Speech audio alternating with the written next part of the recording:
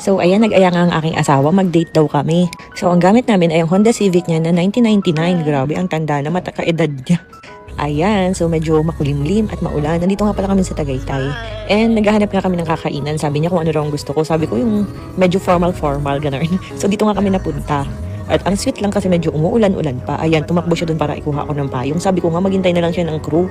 Kasi mauulanan siya. Pero ayan pa rin ang ginawa niya dahil kumuha siya ng payong para hindi maulanan ang kanyang prinsesa. Charis. So ayan na nga, dito na nga kami kakain.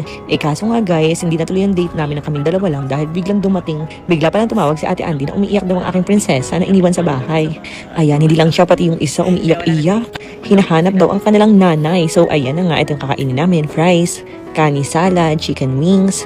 Dito nga pala yan sa Tagaytay, meron din California Maki at ayun dumating na si Ching Ching. At ang una niyang sinabi, i-kiss daw ang kanyang braso dahil pinakuhanan ko pala sila ng dugo para ma-check.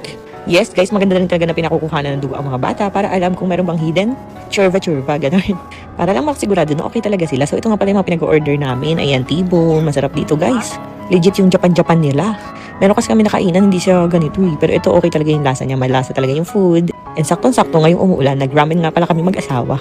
So ayan, yung date sana namin dalawa naging family dinner. So ayan na nga si Ate Nat.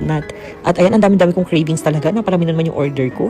Parang gusto kong tikman a little bit of everything, ganun. So ayan na nga si Nathan, kinuha na yung sasakyan niya. At ito nga pala, sumunod nga sila. So ayan, papasok na ang Reyna. So ayun yung date naming dalawa.